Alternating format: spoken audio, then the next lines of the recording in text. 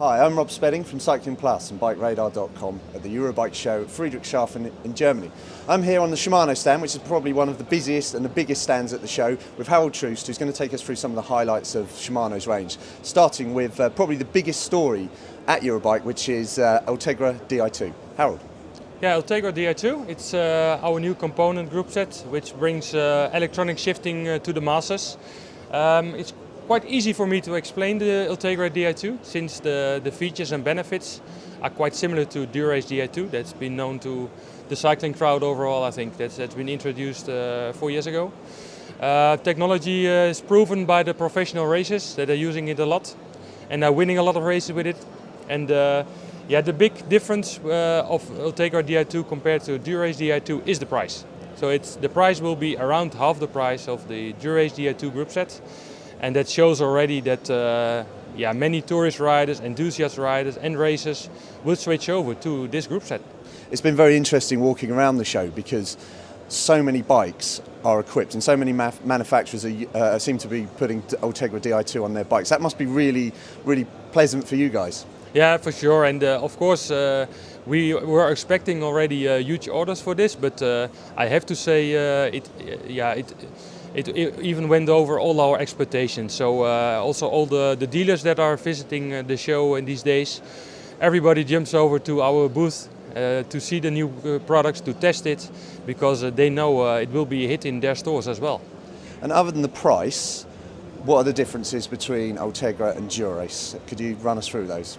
Yeah, the differences in price are due to the use of some different materials.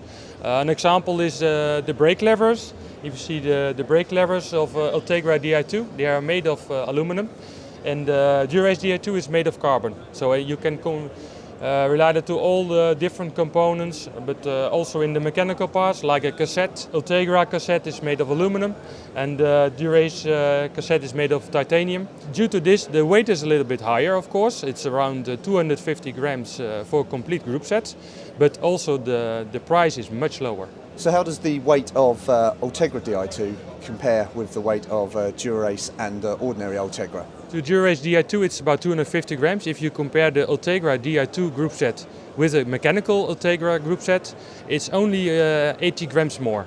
So it's only the weight of the battery, in fact. We've talked about weight, we've talked about the price. What are the technological differences between Dura-Ace Di2 and Ultegra Di2? Yeah, for Ultegra Di2, there are two big differences compared to Dura-Ace Di2. The first one and the most important one is the electric wires. The Ultegra Di2 electric wires have 2 core wires inside, and Dura-Ace Di2 had 4 core wires inside. Meaning, as a result, the cables are smaller, but also the connectors are much smaller. This allows frame manufacturers to make frames with smaller holes. Very easy. And a second improvement in electric wires is when mounting the system with internal cable routing. You don't need any shrink hoses anymore to make it waterproof. Just connecting the cables and it's waterproof immediately. So it's an improvement over Dura-Ace Di2. And also due to this, the cable set is also lighter than Dura-Ace Di2. And the second difference is the PC connection. Ultegra Di2, a dealer can connect it to a PC for a diagnosis if there's any problem with the system. And also he's able to change the shift order of the buttons.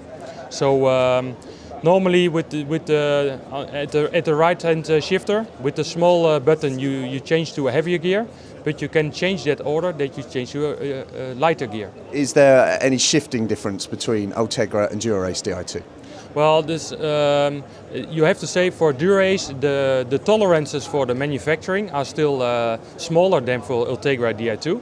So for people who really want the super best performance like the professionals are using, we still recommend Dura-Ace Di2 and still a little bit more lightweight. But I think the general consumer will not notice any difference.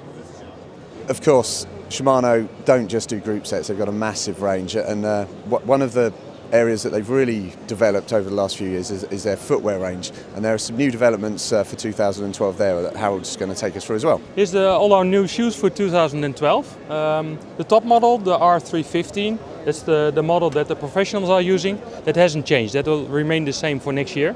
But one step down, we have a new shoe. It's the R241. It's you can see the colors inspired by Team Sky, with a very interesting shoe with a custom fit design, meaning you can customize it to your own feet by heating them in the oven. Besides this color, we also have it available in a more neutral black and silver combination, but it's technically exactly the same shoe. A similar model is also available without custom fit. It's this one, also in black and silver, without custom fit, meaning the price a little bit more attractive, but also it's a little bit more lighter weight than the R241. And this model is the R191. Besides this color combination, we also have this same model in white and silver available, with the carbon sole for extra rigidity. So some really great stuff there, Harold. Thank you very much for your time. I'm Rob Spedding for Cycling Plus and BikeRadar.com at the Eurobike show in Friedrichshafen, Germany.